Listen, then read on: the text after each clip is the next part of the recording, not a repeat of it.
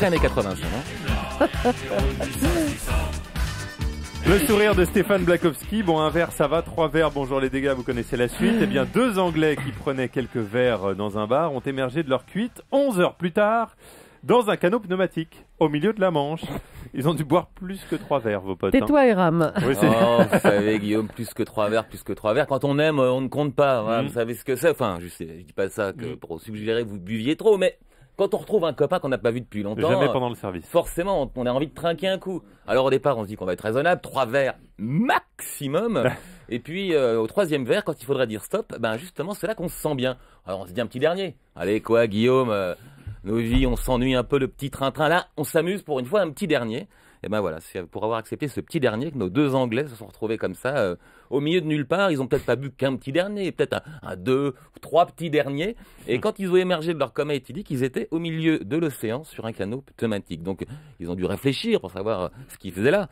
Enfin, quand on a pris une cuite la veille, réfléchir, c'est toujours un peu douloureux, mais forcément, vu la situation, ils se sont dit, mais oui, c'est vrai, petit à petit, tout s'est remis en place. La veille, pour fêter leur retrouvaille, après avoir bien bu, ils se sont dit, on va marquer le coup, on va faire quelque chose qui va, quand on va se souvenir toute notre vie, ils ont décidé d'aller envahir la France.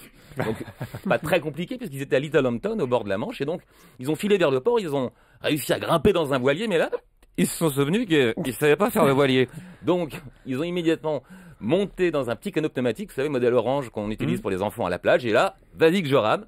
Les voilà partis pour envahir la France. 11 heures plus tard, donc, ils ont émergé au milieu de l'océan. Mais comme quoi, l'alcool leur avait donné de la force, puisque la côte était en vue et ils voyaient, heureux hasard, un bateau de sauveteurs arriver. Donc, ils leur ont crié des bonjour, bonjour, en faisant des grands signes. Là, ils ont été un peu déçus, parce qu'en fait, c'était pas les Français, c'était juste les sauveteurs anglais. Ils ne s'étaient éloignés que d'1,5 kilomètre de la côte anglaise. Et donc, on les a ramenés à bon port.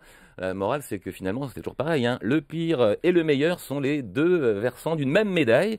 Aussi bien ces 2 gars-là auraient pris la route, ils se seraient encastrés dans une famille nombreuse, ça aurait été des monstres. Mais là, en prenant la mer, je sais pas, on leur trouve un petit côté sympathique, mais avec modération. Avec attention. modération. Vous faites mieux le mec bourré que l'accent britannique, quand même, Stéphane. Alors là, non, je sens faisais l'expérience. Bonjour, vous avez dit. l'anglais qui faisait l'accent français, si vous avez été attentif. Ah, c'était ça. Merci, Stéphane.